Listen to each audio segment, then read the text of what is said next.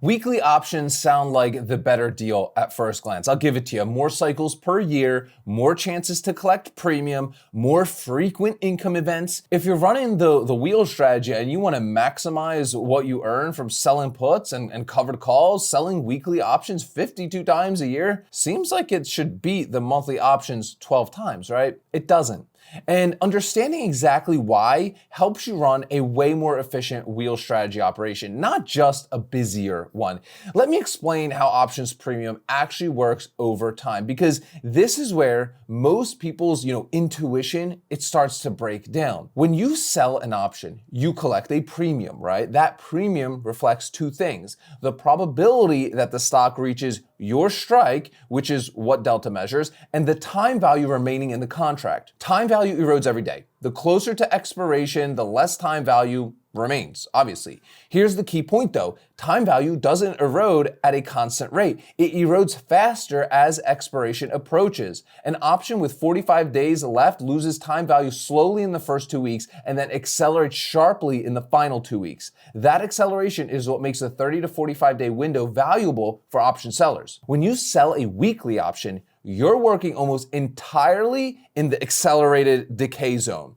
The premium is compressed. You're collecting what's left after the slow decay period has already happened. On a stock where a 30-day put might pay $120, the equivalent weekly put might pay, let's say, $50, right? 4 of those weeklies in a month adds $200 to $260, seemingly more than the monthly. But the compression doesn't end there. Here's the framework that I use to evaluate which expiration actually produces a better result for us. Because it's not about how many cycles you run per year. It's about total return on the capital deployed, adjusted for the real cost of running each approach. Monthly options have 3 practical advantages that don't show up in the raw premium compression. First, bid-ask spreads. Weekly options typically have wider spreads than monthly options because there's less open interest and volume concentrated on them. A wide spread means you pay more to enter and receive less when you exit. On a 50-cent weekly put, a 10-cent spread represents 20% of your premium loss to friction. On a $1.20 monthly put, the same 10-cent spread is only 8%. The monthly option is more efficient per dollar of premium. Second, management time. Running 52 weekly cycles requires 4 times the decisions, 4 times the monitoring, 4 times the transaction costs of 12 monthly cycles. For a busy professional who isn't watching markets all day, that operational load honestly is a real constraint.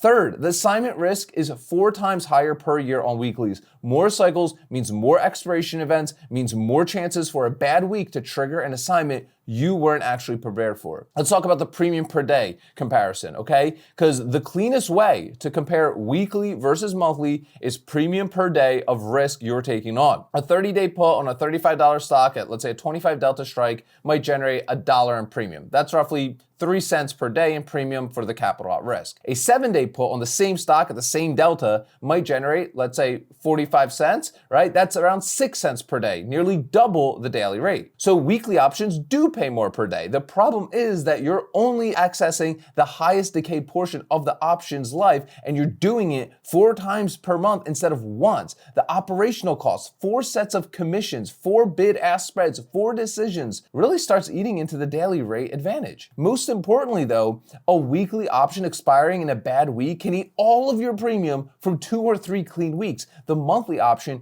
gives you a way wider window for a trade to work. A stock that's down 3% after week 1 of a monthly cycle might be flat or up by expiration week 4. The same down 3% move in a weekly option means you're literally immediately managing a position going against you. Let's talk about the gamma risk difference as well. There's a specific risk in weekly options that monthly options don't carry to the same degree, and that's called gamma risk. Gamma measures how fast the option's price changes as the stock moves. In the final days before expiration, gamma spikes, meaning even small stocks moves create large changes in the option's value. A stock that moves 1% can change a weekly option's price by 20-30%. For a put seller, this means that a small adverse move in the final days of a weekly option can require a much larger buyback premium than expected. You sold the put for 45 cents. The stock drops 1.5% in the last 2 days. You now need 90 cents to close it. That's a loss on a trade that would have been profitable if it had run one more week.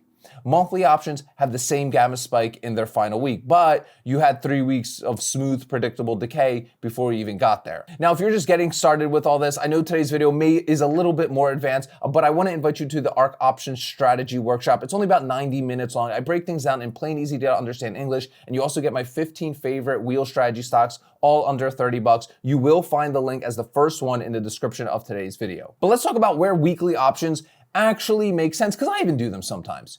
Weekly options aren't useless for the wheel strategy, okay? There are specific situations where they can fit in and make sense. If you're running a covered call on an assigned position and you want the position to close cleanly before an upcoming event, let's say an earnings release, an ex-dividend date, selling a weekly call to capture that exact window, hey, it makes sense. You're not trying to maximize premium here, you're managing timing. Similarly, if a stock has just hit a very strong technical level and you want to capitalize on a specific short-term setup, a weekly put can be appropriate too. The setup is time sensitive. The weekly option matches the time frame. But here's the distinction. Weeklies as a tactical tool for specific situations, monthlies as the default engine for the wheel, at least for me. Look, monthly options, in my opinion, are the better for the default wheel strategy because they offer a way better balance of premium, time for the trade to actually work out, manageable transaction costs, and way lower operational burden. The wider window reduces the chance that any single bad week triggers a forced decision on our part. Weekly options pay more per day on paper, but carry higher friction costs, higher gamma risk in the final days, and require 4 times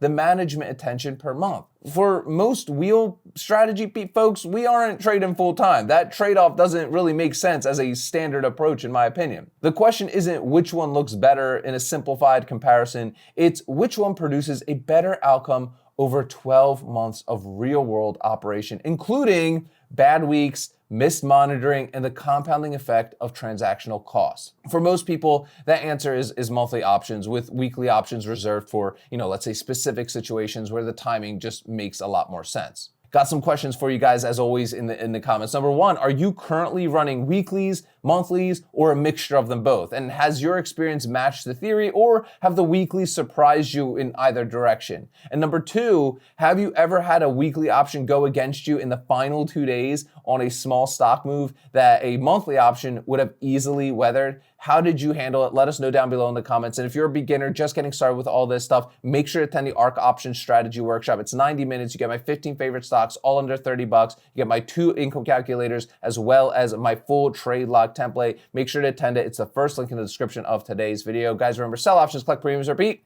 I'll see y'all tomorrow.